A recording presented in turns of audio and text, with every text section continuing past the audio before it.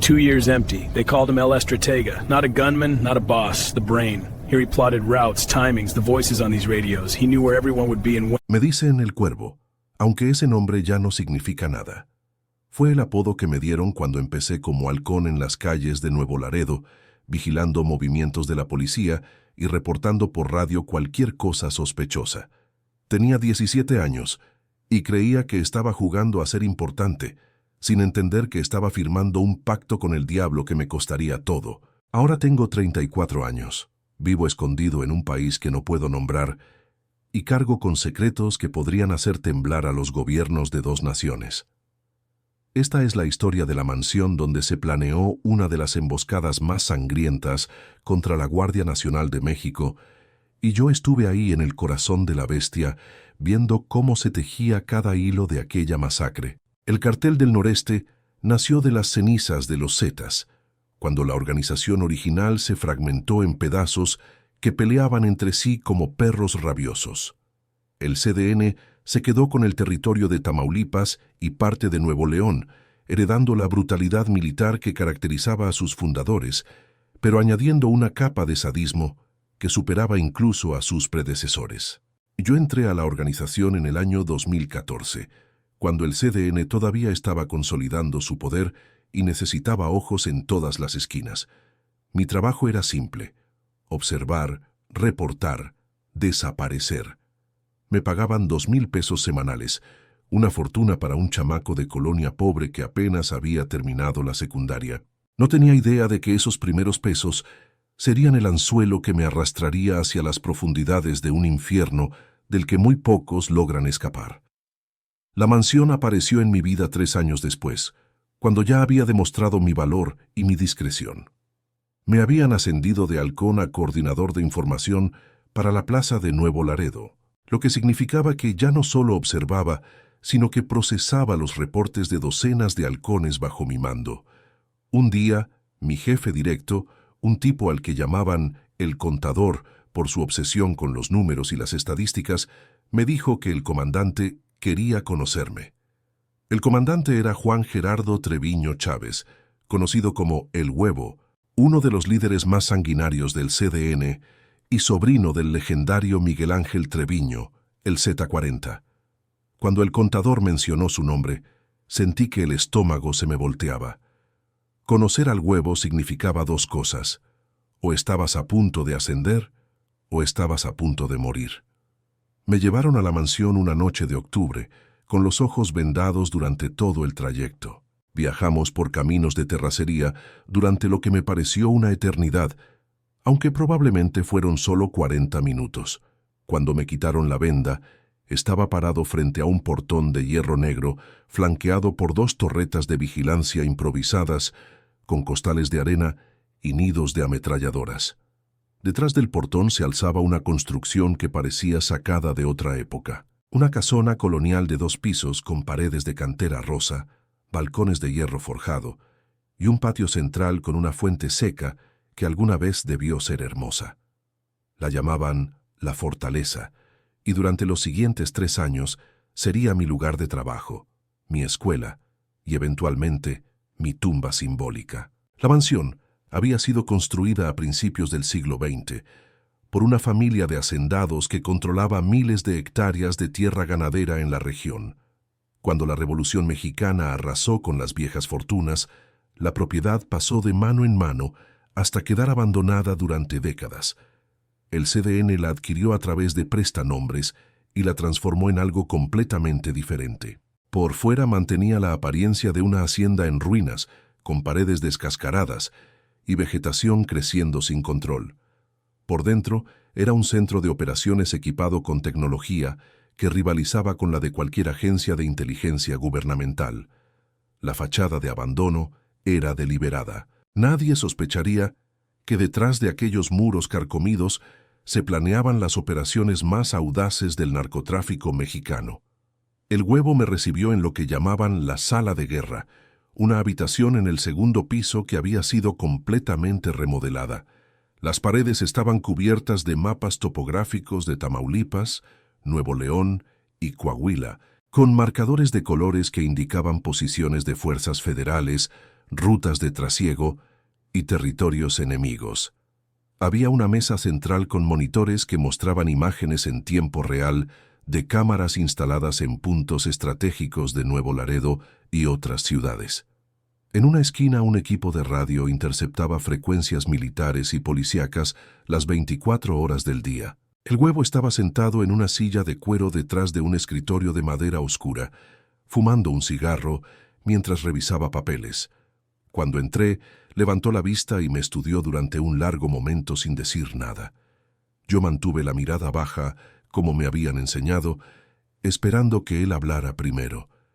Me dijo que había escuchado buenos reportes sobre mi trabajo, que mis análisis de movimientos enemigos habían sido precisos y útiles.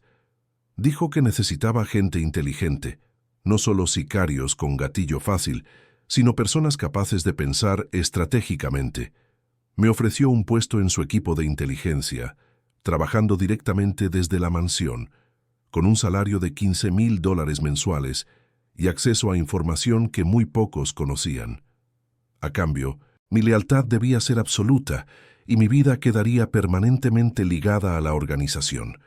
No había opción de rechazar, ambos lo sabíamos. Cuando el Huevo te ofrecía algo, la única respuesta posible era agradecer y aceptar. Esa noche comenzó mi verdadera educación en el mundo del crimen organizado. La fortaleza operaba con una disciplina casi militar, herencia de los orígenes castrenses de los Zetas. Había turnos de guardia las 24 horas, con rotaciones cada 8 horas. El personal permanente incluía a unos 30 sicarios de élite que vivían en barracas construidas en la parte trasera de la propiedad, además del equipo de inteligencia compuesto por 6 personas incluyéndome. También había cocineras, personal de limpieza y un mecánico que mantenía la flota de vehículos blindados estacionados en un garaje subterráneo. Todos vivíamos dentro de la propiedad, con salidas al exterior estrictamente controladas y supervisadas. La paranoia era una forma de vida. Cada llamada era monitoreada, cada movimiento era registrado, cada palabra podía ser tu última si caía en los oídos equivocados. Mi trabajo consistía en procesar la información que llegaba de nuestras fuentes, halcones en las calles, informantes dentro de las policías municipales y estatales, contactos en el Ejército y la Guardia Nacional, incluso empleados de empresas de telefonía que nos vendían registros de llamadas. Todo esto se compilaba en reportes diarios que presentábamos a El Huevo cada mañana a las 7 en punto. Él los revisaba meticulosamente, hacía preguntas, señalaba inconsistencias y tomaba decisiones basadas en nuestra inteligencia. Era un hombre brutal, capaz de ordenar masacres sin pestañear, pero también era sorprendentemente metódico y analítico. Entendía que en la guerra moderna la información era tan valiosa como las balas, y había invertido millones en construir una red de inteligencia que le daba ventaja sobre sus enemigos. La mansión tenía sus propios secretos oscuros, espacios que incluso yo tardé meses en descubrir. En el sótano había una serie de habitaciones que llamaban los cuartos fríos. No porque tuvieran refrigeración, sino por lo que sucedía ahí. Eran celdas de interrogatorio donde se llevaba a los enemigos capturados, a los traidores descubiertos, a cualquiera que tuviera información que el cartel necesitara. Los gritos que salían de esos cuartos a veces llegaban hasta el segundo piso, amortiguados por las paredes gruesas, pero todavía audibles, si prestabas atención. Aprendí a no prestar atención, a bloquear esos sonidos como si fueran ruido de fondo, porque la alternativa era volverse loco o terminar en uno de esos cuartos por mostrar debilidad. El CDN estaba en guerra constante en múltiples frentes. Por un lado, peleaba contra el cartel del Golfo, por el control de las rutas de trasiego en el este de Tamaulipas. Por otro, enfrentaba la expansión del cartel Jalisco Nueva Generación, que estaba tratando de establecer presencia en territorio tradicionalmente zeta. Y por supuesto, estaba la guerra contra el gobierno, el ejército mexicano, la Marina, la Guardia Nacional, la Policía Federal, todas las fuerzas que supuestamente debían combatir el narcotráfico, pero que en realidad solo añadían otra capa de complejidad al conflicto. Nuestra inteligencia monitoreaba todos estos frentes simultáneamente, tratando de anticipar movimientos y preparar respuestas. La Guardia Nacional se había convertido en un dolor de cabeza particular desde su creación en 2019. A diferencia de la Policía Federal anterior, que estaba profundamente infiltrada por el narco, la Guardia Nacional tenía una estructura más militarizada que dificultaba la corrupción tradicional. Sus elementos venían del Ejército y la Marina, instituciones donde nuestros tentáculos no llegaban tan profundo. Además, el gobierno de López Obrador les había dado recursos y libertad operativa que antes no existían. Los convoyes de la Guardia Nacional empezaron a aparecer en nuestras rutas de trasiego, estableciendo retenes sorpresa, decomisando cargamentos, deteniendo a nuestros operadores. El Huevo estaba furioso, y esa furia eventualmente se canalizaría en el plan que cambiaría todo. Recuerdo la noche en que se sembró la semilla de la emboscada. Era febrero de 2021 y acabábamos de perder un cargamento importante de metanfetaminas en un retén de la Guardia Nacional cerca de Anáhuac. 3 camionetas interceptadas, 2 toneladas de cristal decomisadas y 6 de nuestros hombres arrestados. El Huevo convocó una reunión de emergencia en la sala de guerra, y su rostro reflejaba una rabia fría que yo había aprendido a temer. Dijo que ya estaba harto de perder ante estos pinches soldaditos disfrazados de policías. Dijo que era hora de mandarles un mensaje que no pudieran ignorar, algo que les recordara quién controlaba realmente este territorio. Esa noche comenzó la planificación de lo que internamente llamamos Operación Respuesta. Durante las siguientes semanas, mi equipo y yo nos dedicamos a recopilar toda la información posible sobre los patrones de la Guardia Nacional en nuestra zona de operación. Mapeamos sus rutas de patrullaje, identificamos los horarios de cambio de turno, estudiamos la composición de sus convoyes, investigamos los antecedentes de sus comandantes. Teníamos un informante dentro de la base militar de Nuevo Laredo que nos proporcionaba datos sobre movimientos programados, y otro en la compañía telefónica que nos daba acceso a las comunicaciones de los elementos. Toda esta información se procesaba en la mansión, se analizaba, se cruzaba con otras fuentes, hasta construir un panorama completo de nuestro enemigo. El Huevo quería algo espectacular, algo que apareciera en todos los noticieros y mandara un mensaje claro. El CDN no se dejaba. Pero también era pragmático. Sabía que un ataque demasiado grande atraería una respuesta desproporcionada del gobierno federal. La operación debía ser quirúrgica, devastadora pero contenida, suficiente para generar miedo sin provocar una guerra total. Después de semanas de planificación, se decidió el objetivo. Un convoy de la Guardia Nacional que transportaba detenidos desde Nuevo Laredo hacia una prisión federal en Monterrey. La ruta pasaba por un tramo de carretera solitario cerca de Sabinas Hidalgo, donde las condiciones geográficas favorecían una emboscada y las posibilidades de refuerzo rápido eran mínimas. La planificación se llevó a cabo enteramente dentro de la mansión, en sesiones que a veces duraban hasta 12 horas. El Huevo presidía cada reunión, rodeado de sus comandantes de sicarios y su equipo de inteligencia. Se estudiaron mapas satelitales del área.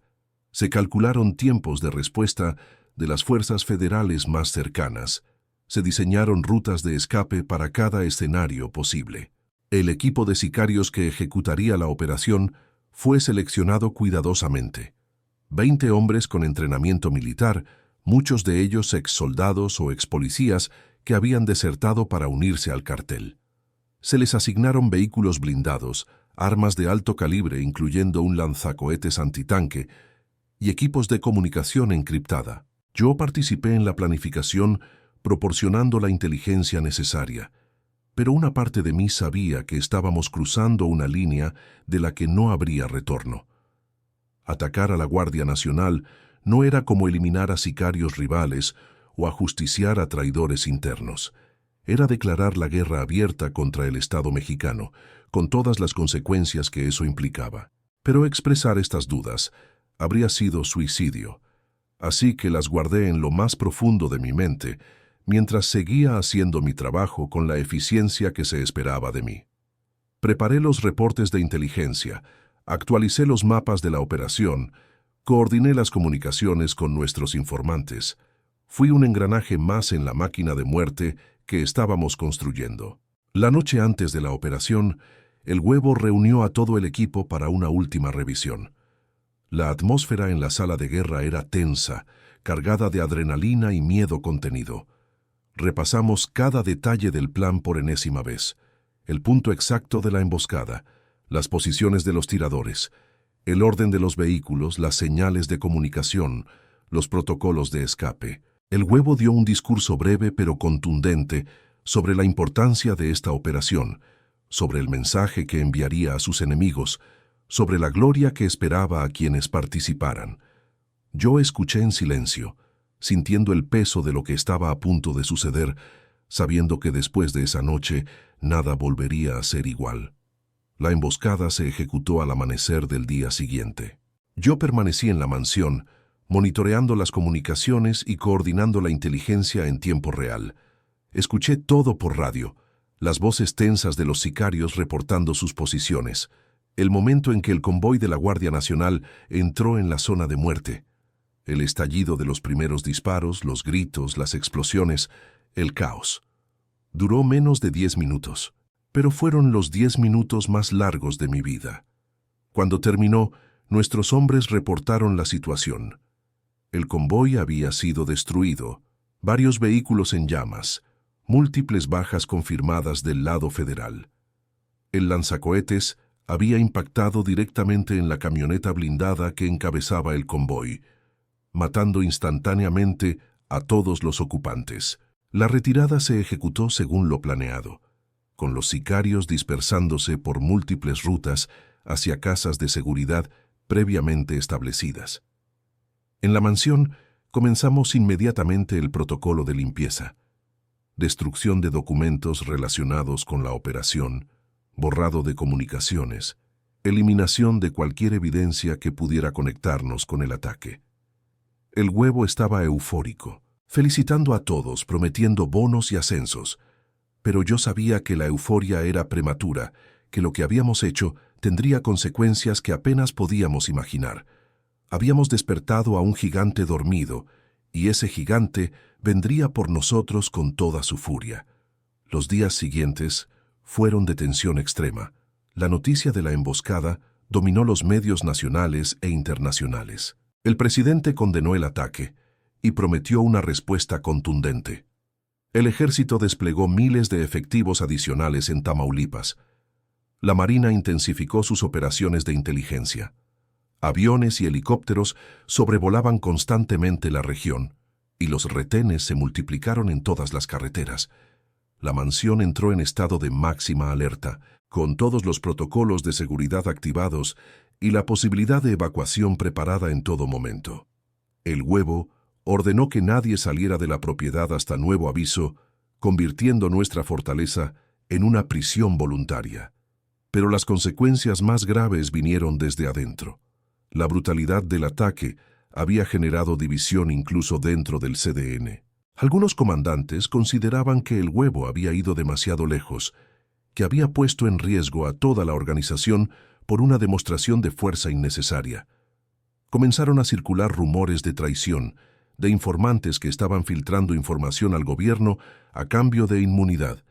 La paranoia del Huevo, ya extrema en tiempos normales, se disparó hasta niveles patológicos. Ordenó investigaciones internas, interrogatorios brutales a cualquiera que cayera bajo sospecha, ejecuciones sumarias de hombres que habían servido fielmente durante años. La mansión se convirtió en un lugar de terror donde nadie confiaba en nadie. Yo sabía que eventualmente la paranoia del Huevo me alcanzaría. Sabía demasiado. Había participado demasiado íntimamente en la planificación de la emboscada. En su mente enferma, eso me convertía en un riesgo, en alguien que podría negociar con el gobierno ofreciendo información a cambio de protección. Comencé a notar señales preocupantes, miradas de desconfianza, preguntas sobre mis actividades fuera de horario, revisiones de mis comunicaciones personales. El contador, que había sido mi mentor y protector dentro de la organización, fue ejecutado una noche bajo acusaciones de ser informante del ejército. Cuando vi su cuerpo colgado de un puente a la mañana siguiente, supe que mi tiempo se estaba acabando. Preparé mi escape con el cuidado de un cirujano. Durante semanas, mientras seguía cumpliendo mis funciones con aparente normalidad, fui guardando pequeñas cantidades de dinero en escondites fuera de la mansión. Memoricé rutas de escape alternativas. Establecí contactos con personas que podrían ayudarme a cruzar la frontera. Preparé documentos falsos por si los necesitaba. Todo esto mientras mantenía una fachada perfecta de lealtad, sabiendo que el más mínimo error significaría mi muerte. La mansión que había sido mi hogar durante 3 años se había convertido en una trampa mortal, y cada día que pasaba las paredes parecían cerrarse un poco más. La oportunidad llegó una noche de tormenta, cuando la vigilancia se relajó ligeramente debido al clima. Aproveché mi acceso a los sistemas de seguridad para crear una ventana de 15 minutos en las cámaras del perímetro norte. Salí por una puerta de servicio que daba a los jardines traseros. Crucé corriendo los 200 metros que me separaban del muro exterior y escalé usando una cuerda que había escondido días antes. Del otro lado, me esperaba una camioneta conducida por un contacto de confianza que me llevó directamente hacia la frontera. No miré atrás, no me despedí de nadie, simplemente desaparecí en la noche como un fantasma que nunca existió. Cruzar la frontera fue más fácil de lo que esperaba, gracias a los contactos que había cultivado durante años en mi posición. Una vez en Estados Unidos, busqué protección de las autoridades ofreciendo todo lo que sabía sobre el CDN. Estructuras de mando, rutas de trasiego, casas de seguridad y, por supuesto, los detalles de la emboscada contra la Guardia Nacional. Mi testimonio fue valioso, demasiado valioso para que me rechazaran. Me incorporaron al programa de protección de testigos, me dieron una nueva identidad y me reubicaron en un lugar que no puedo mencionar. A cambio, testifiqué en casos sellados que llevaron a la detención de varios operadores importantes del cartel. Han pasado años desde que escapé de la mansión, pero las pesadillas nunca se fueron. Todavía sueño con los pasillos oscuros de la fortaleza, con los gritos que salían de los cuartos fríos del sótano, con la voz de El Huevo ordenando ejecuciones como si pidiera el almuerzo. Todavía escucho el sonido de la radio durante la emboscada, los disparos, las explosiones, los últimos momentos de hombres que murieron porque yo les proporcioné la información necesaria para matarlos. Cargo con esas muertes como una lápida invisible que nunca podré quitarme de encima. Ellos eran soldados, tenían familias, tenían sueños, y yo fui cómplice de su destrucción. La mansión sigue existiendo según las noticias que ocasionalmente logro captar. El gobierno mexicano la identificó eventualmente, pero cuando llegaron a allanarla, ya estaba vacía, abandonada como si nunca hubiera sido más que una hacienda en ruinas. El Huevo fue capturado un año después de mi escape, en un operativo conjunto entre la Marina Mexicana y la DEA. Dicen que se resistió, que hubo un enfrentamiento, que varios de sus sicarios murieron protegiéndolo antes de que finalmente se rindiera. Ahora está en una prisión de máxima seguridad en Estados Unidos, enfrentando cargos que probablemente lo mantendrán encerrado hasta el día de su muerte. Pero el CDN sigue operando, con nuevos líderes que heredaron la brutalidad de sus predecesores. A veces me pregunto qué habría pasado si hubiera tomado decisiones diferentes. Si aquel día de 2014, cuando me ofrecieron ser halcón, hubiera dicho que no. Si hubiera buscado otra forma de salir de la pobreza, aunque fuera más difícil, aunque tomara más tiempo. Pero esas preguntas no tienen respuesta porque el pasado no se puede cambiar. Lo único que puedo hacer ahora es vivir con las consecuencias de mis elecciones, con el peso de los muertos que cargo sobre mis hombros, con el conocimiento de que fui parte de algo monstruoso y que nada de lo que haga podrá borrarlo. La historia de la mansión del CDN es una historia de poder y paranoia, de violencia calculada y brutalidad sin límites. Es la historia de cómo un grupo de hombres construyeron un imperio del terror desde una casona colonial en medio de la nada, utilizando tecnología e inteligencia para multiplicar su capacidad de destrucción. Es la historia de la emboscada contra la Guardia Nacional, planeada fríamente en una sala de guerra decorada con mapas y monitores, ejecutada con precisión militar por sicarios entrenados para matar. Y es mi historia, la historia de un joven que entró buscando dinero fácil y terminó convertido en cómplice de masacres que todavía lo persiguen en sueños. No cuento esto buscando perdón, porque sé que no lo merezco. Lo cuento porque el silencio se había vuelto insoportable, porque necesitaba que alguien supiera la verdad detrás de los titulares de los periódicos, detrás de las cifras de muertos que aparecen y desaparecen sin contexto. Cada número en esas estadísticas fue una persona, con nombre, con historia, con gente que lo amaba. Y muchos de esos números existen, porque personas como yo les proporcionamos a los asesinos la información que necesitaban para encontrarlos. La fortaleza era más que una mansión, era el corazón negro de una organización criminal que sembró terror en todo el noreste de México. Desde sus habitaciones se ordenaron cientos de muertes, se planearon decenas de operaciones, se coordinó un imperio de drogas y violencia que destruyó innumerables vidas. Yo fui parte de ese corazón durante 3 años, bombeando información como si fuera sangre, alimentando a la bestia con datos que se convertían en cadáveres. Cuando finalmente escapé, dejé atrás una parte de mí que nunca recuperaré, una inocencia que perdí en el momento en que acepté aquel primer pago de 2,000 pesos. El mundo del narcotráfico no es como lo pintan en las series de televisión ni en los corridos. No hay gloria, no hay honor, no hay lealtad verdadera. Solo hay miedo, desconfianza y la certeza de que en cualquier momento puedes pasar de ser el verdugo a ser la víctima. Los hombres que conocí en la mansión, sicarios temidos que habían matado a decenas, vivían aterrorizados de que algún día la organización decidiera que ya no eran útiles. Y muchos de ellos terminaron exactamente así, eliminados por los mismos compañeros con los que habían compartido comidas y risas días antes. En ese mundo, la única regla es la supervivencia. Y para sobrevivir hay que estar dispuesto a hacer cosas que destruyen el alma. La emboscada contra la Guardia Nacional fue el punto culminante de todo aquello, la demostración máxima de lo que el CDN era capaz de hacer, pero también fue el principio del fin para muchos de nosotros. La respuesta del gobierno fue brutal e implacable, y en los meses siguientes cayeron docenas de operadores importantes de la organización. El huevo se volvió cada vez más paranoico, eliminando a cualquiera que pudiera representar una amenaza, aislándose en un círculo cada vez más pequeño de personas de confianza.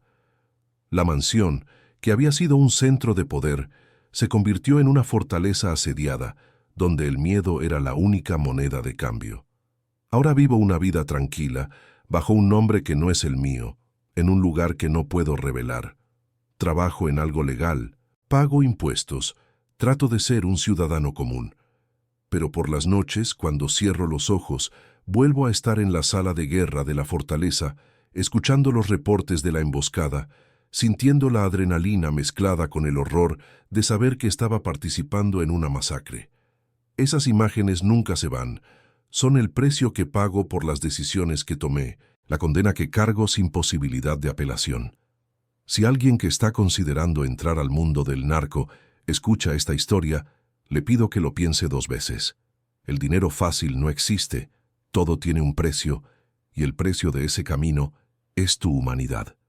Yo entré siendo un chamaco ingenuo que solo quería ayudar a su familia, y salí siendo un hombre roto que carga con la sangre de inocentes en sus manos. No hay cantidad de dinero que valga eso. No hay poder que compense la pérdida de tu alma. La mansión del CDN parecía un lugar de poder y éxito, pero en realidad era una tumba donde todos estábamos muriendo lentamente, algunos de manera física y otros de manera espiritual. Esta es la verdad sobre la emboscada a la Guardia Nacional, contada por alguien que estuvo en el centro de su planificación. Una verdad que los noticieros no pueden mostrar, que los políticos prefieren ignorar, que muchos pagarían por mantener enterrada. Pero las verdades tienen una forma de salir a la luz, de filtrarse por las grietas de los silencios impuestos, de encontrar voces dispuestas a pronunciarlas, aunque el costo sea alto. Esta es mi voz, mi confesión, mi intento de dar algún sentido a años de complicidad con el mal.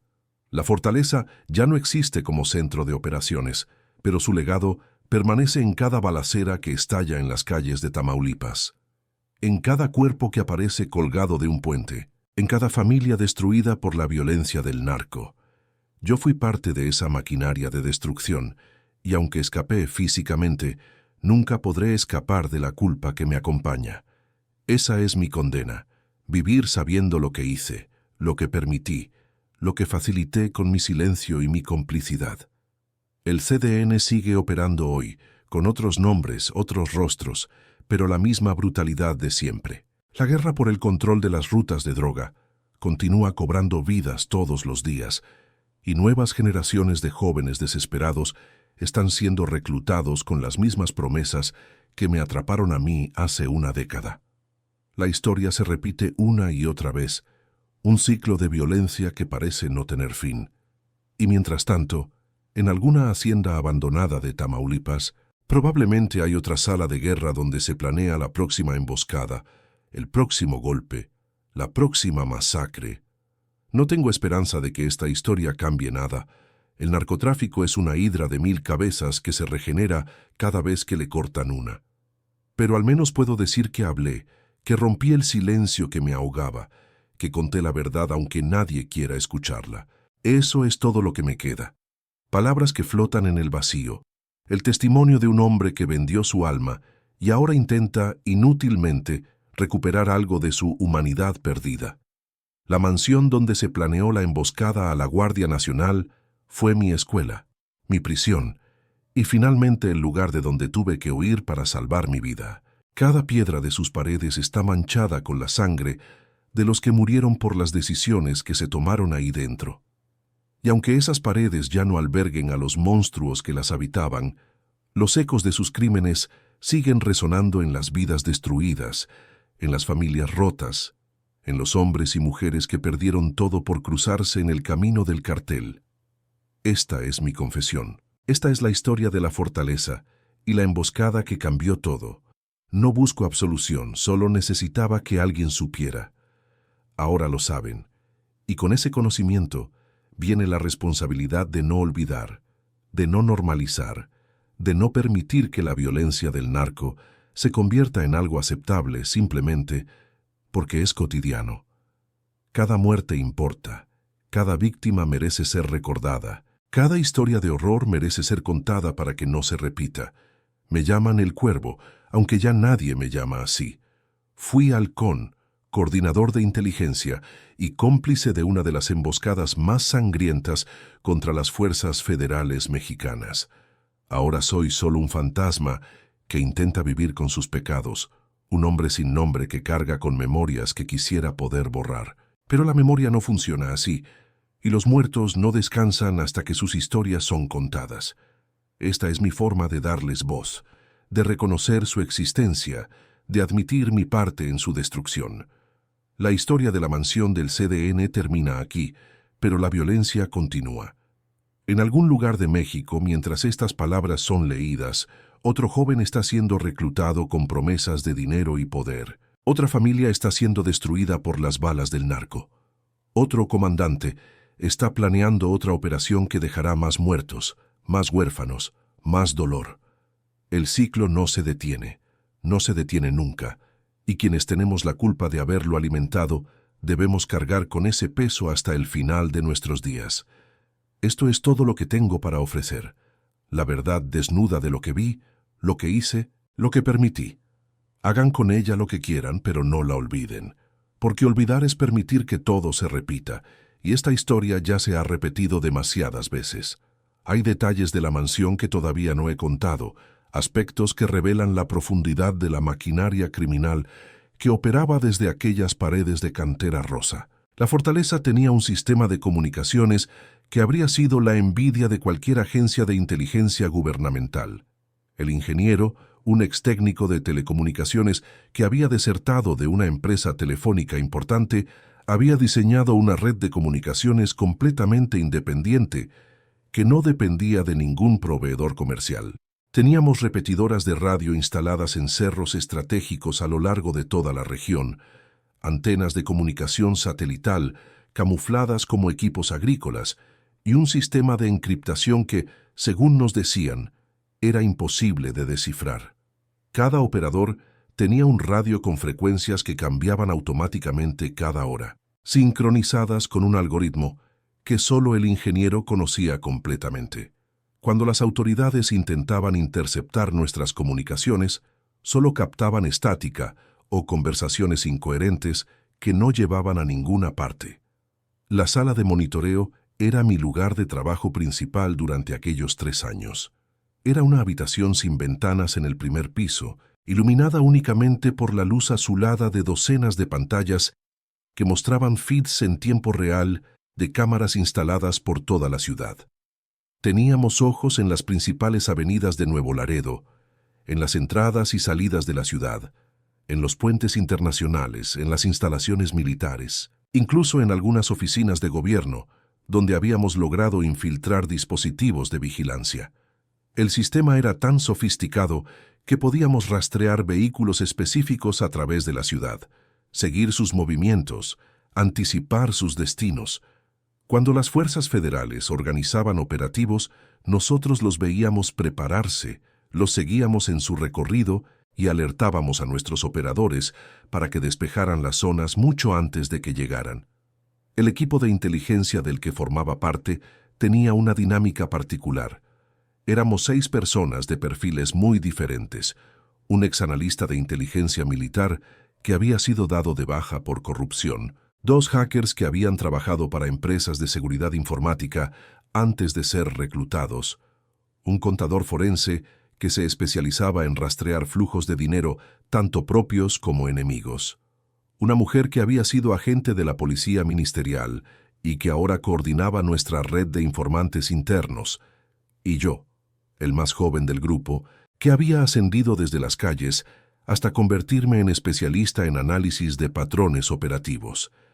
Cada uno tenía su área de experticia, y juntos formábamos un equipo capaz de proporcionar inteligencia que superaba en muchos aspectos a la de las propias autoridades. La mujer a quien llamaban la fiscal por su pasado en la policía ministerial era quizás la más valiosa de todos nosotros. Mantenía una red de más de 50 informantes dentro de diferentes corporaciones policíacas, desde agentes de tránsito hasta comandantes de alto nivel. Cada semana recibía reportes detallados sobre investigaciones en curso, operativos planeados, movimientos de personal, cambios en las cadenas de mando. Esta información nos permitía estar siempre un paso adelante, anticipar las acciones del enemigo antes de que se concretaran. La fiscal manejaba a sus informantes con una combinación de incentivos económicos y amenazas veladas, asegurándose de que cada uno entendiera las consecuencias de la traición. Algunos de sus contactos llevaban años trabajando para nosotros, viviendo vidas dobles que eventualmente los destruirían de una forma u otra. El proceso de planificación de la emboscada contra la Guardia Nacional fue mucho más extenso de lo que he descrito anteriormente. Durante casi 2 meses, dedicamos todas nuestras capacidades de inteligencia a estudiar al enemigo con un detalle obsesivo. Mapeamos no solo sus movimientos operativos, sino también las vidas personales de los comandantes clave, dónde vivían sus familias, a qué escuelas iban sus hijos, qué rutinas seguían fuera de servicio. Esta información no era para atacarlos directamente en sus hogares. El huevo consideraba que eso cruzaba una línea innecesaria, sino para entender sus mentalidades, sus vulnerabilidades, sus puntos de presión. Un comandante con hijos pequeños tomaría decisiones diferentes a uno sin familia. Un oficial cercano al retiro sería más cauteloso que uno joven buscando ascensos. Todos estos factores se incorporaban a nuestros análisis. El equipo de sicarios que ejecutaría la emboscada pasó por un entrenamiento intensivo en las semanas previas a la operación. En la parte trasera de la propiedad de la mansión había un campo de tiro improvisado y una zona de maniobras donde practicaban tácticas de combate. Un exmilitar que había servido en fuerzas especiales antes de desertar dirigía los entrenamientos, enfocándose en coordinación de fuego, movimiento bajo contacto y procedimientos de extracción rápida. Los sicarios practicaron el escenario de la emboscada docenas de veces, usando vehículos abandonados como objetivos y cronometrando cada fase de la operación hasta que pudieran ejecutarla casi con los ojos cerrados. El Huevo observaba estos entrenamientos desde el balcón del segundo piso de la mansión, tomando notas, haciendo sugerencias, asegurándose de que cada detalle estuviera perfeccionado. El armamento para la operación fue seleccionado con cuidado quirúrgico. El elemento sorpresa era fundamental, pero también lo era el poder de fuego suficiente para neutralizar rápidamente a un convoy militar entrenado. Se eligieron rifles Barrett calibre 50 capaces de penetrar blindaje ligero, ametralladoras M60 para supresión de fuego sostenido, lanzagranadas de 40 milímetros para los vehículos y el lanzacohetes antitanque, que sería el arma principal contra la camioneta blindada de cabeza. Cada sicario tenía asignada un arma específica con un rol específico en el plan, y había practicado con ella hasta conocerla mejor que a su propia familia. El Huevo insistía en que no hubiera improvisación, que cada disparo estuviera calculado, que la operación fuera tan precisa como un procedimiento quirúrgico. La noche anterior a la emboscada, los sicarios fueron llevados a una casa de seguridad cerca del punto de ataque. No durmieron en la mansión para evitar que cualquier filtración de último momento pudiera comprometer la operación. El Huevo se despidió de ellos personalmente, estrechando la mano de cada uno, mirándolos a los ojos, recordándoles la importancia de lo que estaban a punto de hacer. Les prometió que sus familias serían cuidadas sin importar lo que pasara, que si alguno caía en combate, sería recordado como un héroe de la organización.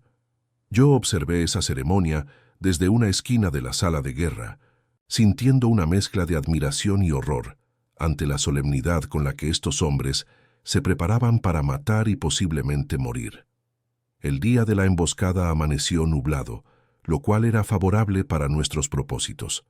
La visibilidad reducida dificultaría la respuesta aérea del ejército y daría ventaja a nuestros tiradores que conocían el terreno de memoria. En la sala de monitoreo seguía el convoy de la Guardia Nacional desde que salió de la base en Nuevo Laredo. 3 camionetas blindadas con aproximadamente 15 elementos en total, transportando a 4 detenidos de alto valor hacia la prisión federal. Informé cada movimiento por radio a nuestro equipo en el terreno, actualizando posiciones, confirmando tiempos, asegurándome de que todo estuviera sincronizado perfectamente. El momento del ataque quedó grabado en mi memoria con una claridad fotográfica. Escuché la voz del comandante de los sicarios, un tipo al que llamaban el Lobo, reportando que el convoy entraba en la zona de emboscada.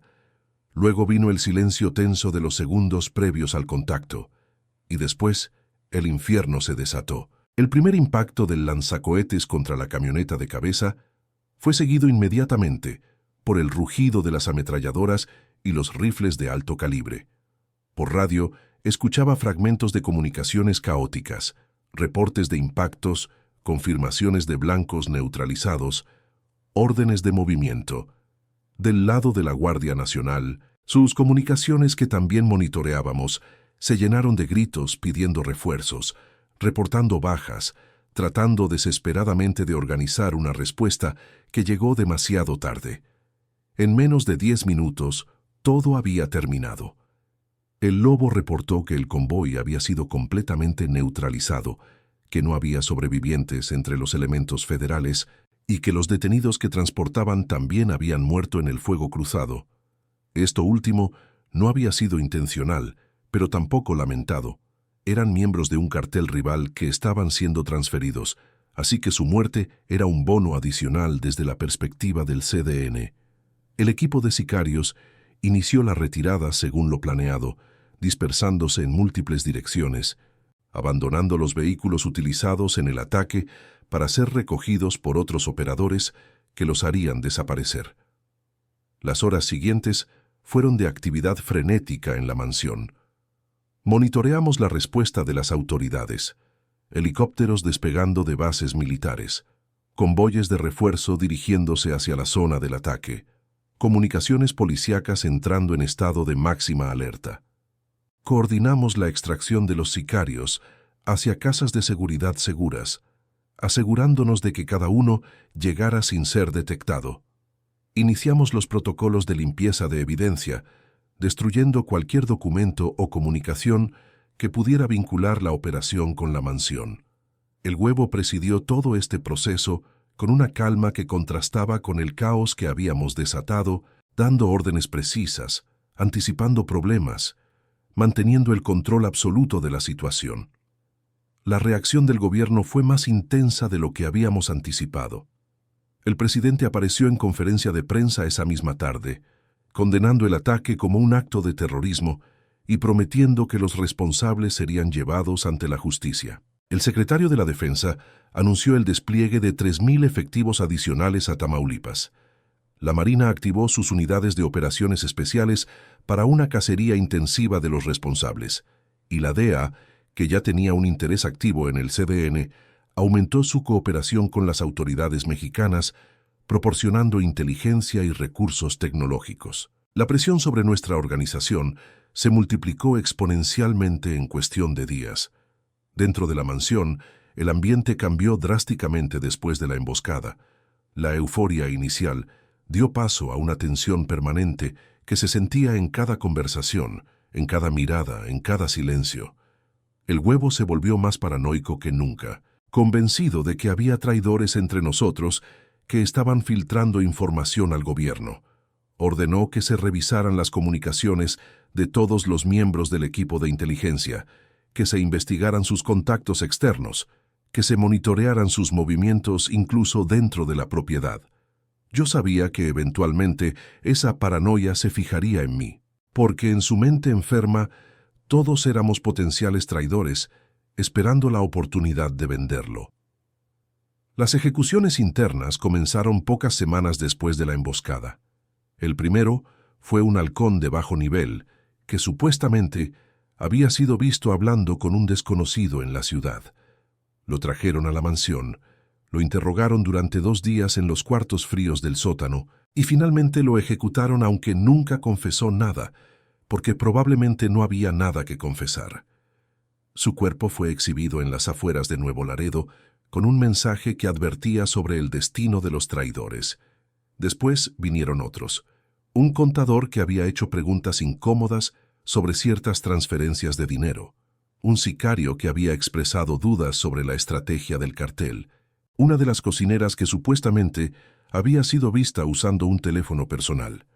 Cada muerte era presentada como necesaria, como una limpieza de elementos indeseables, pero todos sabíamos que era el resultado de una paranoia fuera de control. El contador, mi mentor y protector dentro de la organización, cayó víctima de esa paranoia una noche que nunca olvidaré. Lo acusaron de ser informante del ejército, basándose en evidencia circunstancial que cualquier persona razonable habría descartado.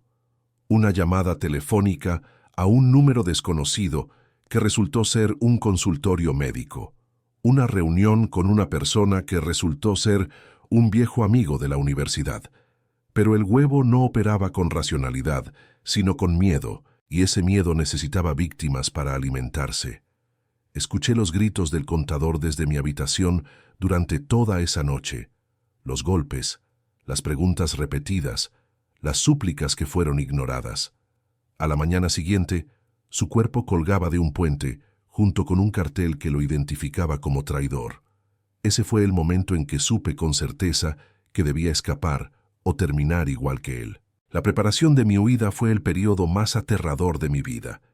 Cada acción que tomaba podía ser mi última si era descubierto. Cada conversación podía contener una trampa si hablaba de más. Cada mirada del Huevo o de sus lugartenientes podía significar que habían detectado algo sospechoso. Me obligué a mantener una fachada perfecta de normalidad mientras secretamente reunía los recursos que necesitaría para desaparecer. El dinero fue lo más difícil.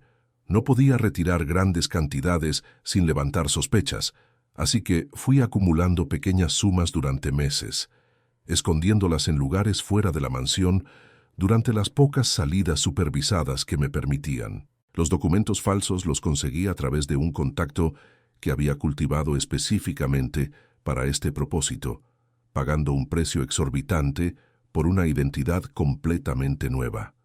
La noche de mi escape sigue siendo un borrón de adrenalina y terror en mi memoria.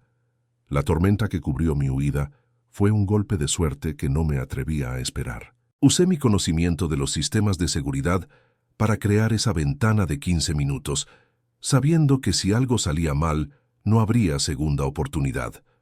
Corrí a través de los jardines de la mansión, sintiendo que cada sombra ocultaba un sicario listo para dispararme.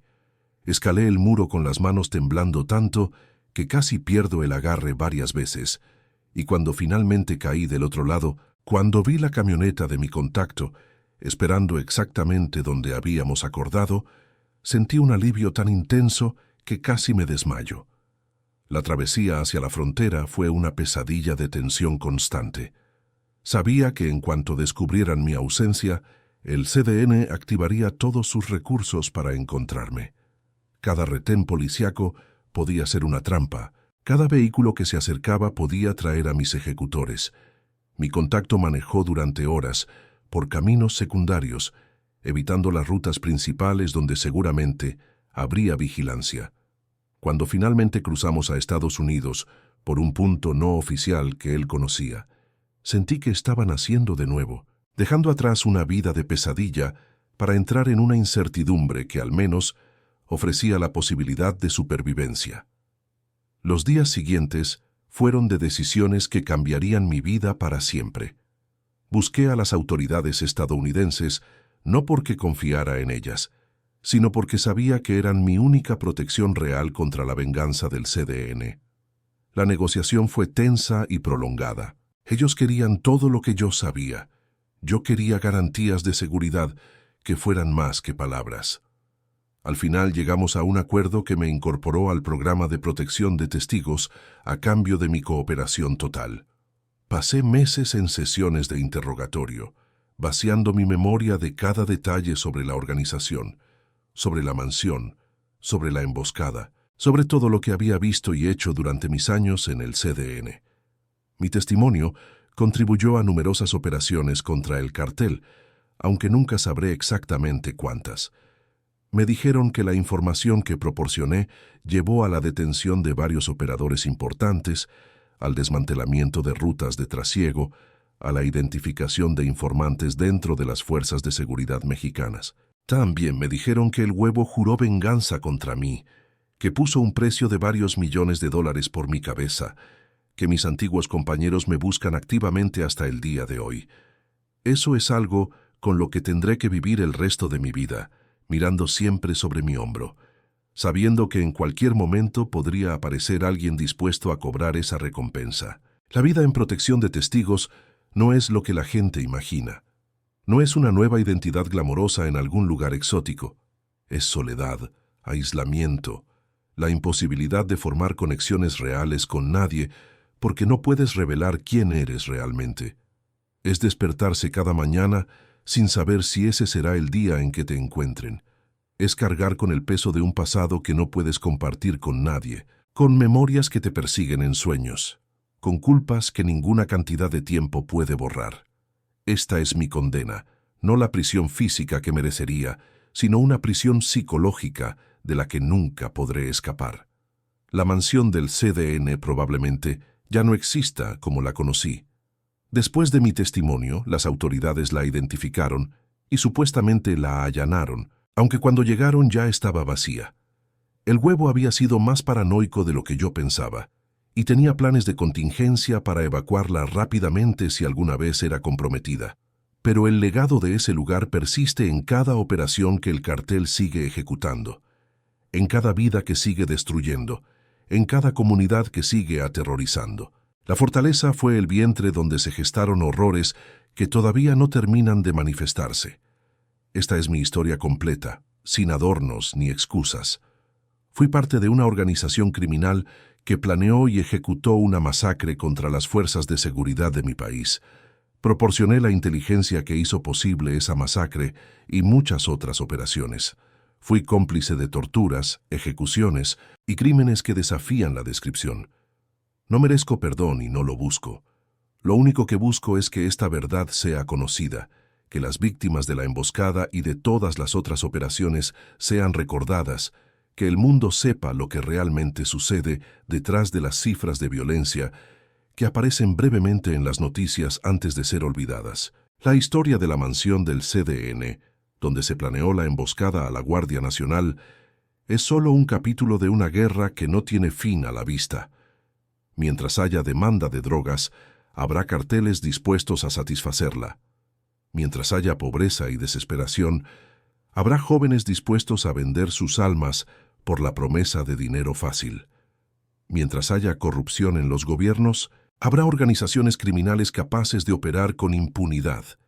Este es el círculo vicioso en el que quedé atrapado, el mismo círculo que sigue atrapando a miles de personas cada año.